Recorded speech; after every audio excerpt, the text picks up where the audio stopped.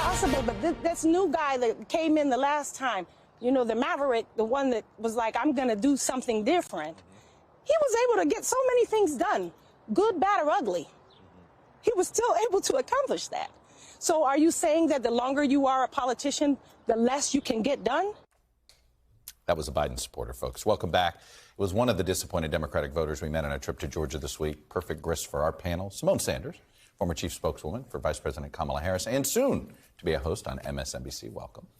NBC News chief White House correspondent Kristen Welker, and New York Times' chief White House correspondent Peter Baker, and former Republican Congressman Carlos Curbelo.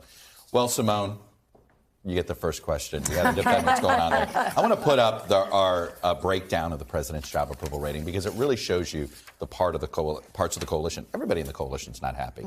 From Bernie Sanders to, I always joke, to Bernie Sanders to John Kasich, right? Like everybody in between here. With independents, his job ratings fell 25 points. With African Americans, 19, 18 to 34, 16, Latinos, 11, women, 10. And this is all basically from the first 4 months to now. What's your take on how this, let me put it this way. How's the White House handling this moment? So I think the clip that you played, Chuck, really illuminates what is happening across the country and how the White House, and I would argue the Democratic Party apparatus, is viewing it as a whole.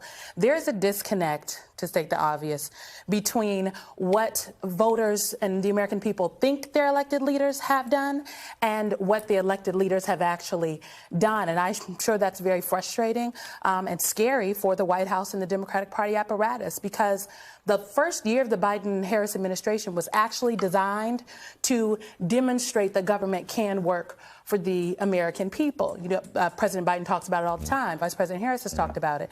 But and you can see that in the 200 million people vaccinated, the 6.9 million jobs created, the passage of the American Rescue Plan that allotted for those monthly CTC payments and lowered health care premiums and sometimes eliminated them for some folks across the country. But there is a disconnect. And so the White House has to figure out a way to bridge that gap, and that's what you're going to continue to see from them, I think. All right, Carlos, do you agree that this is a message problem that he has, not a substance problem? I think Joe Biden's biggest challenge is that he's not being himself. Joe Biden has a record over 50 years of being a pragmatist, a consensus builder, someone who worked with Republicans, worked with Democrats. When he was vice president, President Obama would send him to negotiate with Mitch McConnell. They pulled him back sometimes because he was too willing to negotiate.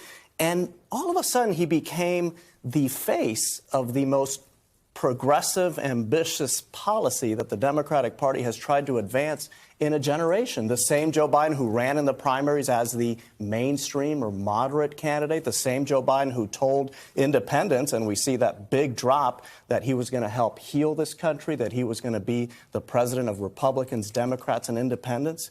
I think a lot of these voters have found him to be a partisan. And that was a surprise because he was supposed to be different than Donald Trump. Donald Trump was divisive. Yeah. Joe Biden was supposed to bring us together and to heal us. You know, Peter, it did strike me that the president is aware that he's lost a little bit of his political identity when he had to bring up Bernie Sanders to say, Remember, he's the socialist, I'm the capitalist. Yeah, no, exactly right. No, look, he is trying to struggle to define himself, right? And he had run as the anti-Trump, and the coalition was unified by this one thing. They all hated Trump. They wanted him gone. But that didn't mean that they all agreed on a lot of very important issues and that they had not settled those just because they elected Joe Biden. They elected him with 50-50 Senate and a House only slightly more Democratic. They didn't give him the wherewithal to accomplish necessarily some of the big and most ambitious things that they wanted to. So you hear even Senator Sanders say today, let's find ways of breaking down the package and see what will pass and what won't pass. That's a big change. So, Kristen, you've been doing a lot of reporting. What is next? Is it the Electoral Count Act? Is it universal pre-K? What is the chunk he goes after next to put a point on the scoreboard?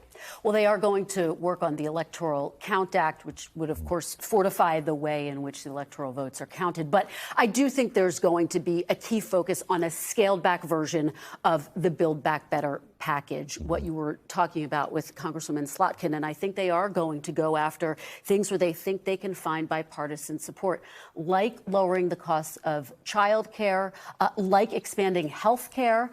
Prescription drugs is going to be a big piece of that as well, but there's also going to be a reset in messaging. That's the one thing the president can control. So I am told he's going to be at shovel-ready projects, talking about his infrastructure law, what he's already done. He's going to be at schools where they're imposing broadband internet access. So I think it's messaging and policy. You know, Simone, how much of this lack of being able to get out of the White House, obviously COVID has a lot to do with it.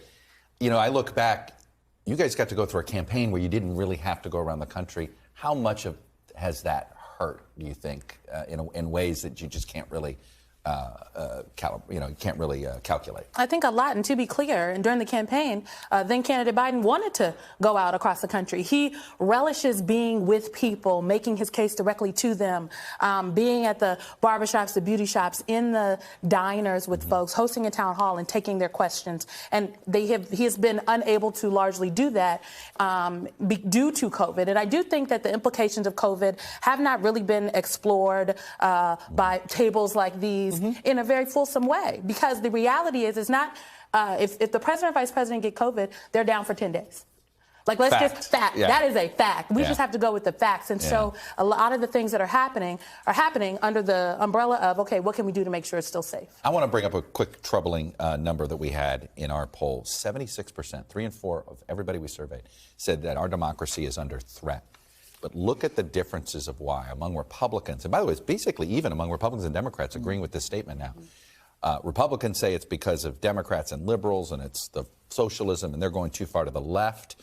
You don't see the election fraud even come up in a lot here. Democrats basically agree on one reason why they think the democracy is under threat. It is Donald Trump. But this is, Peter Baker, a pretty concerning overall.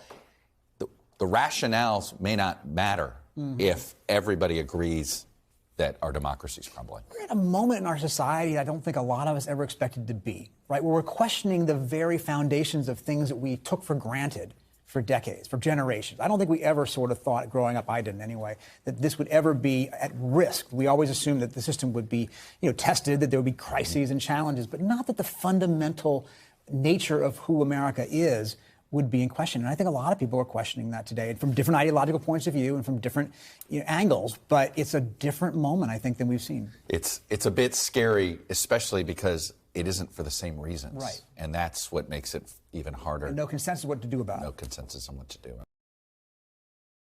Thanks for watching our YouTube channel. Follow today's top stories and breaking news by downloading the NBC News app.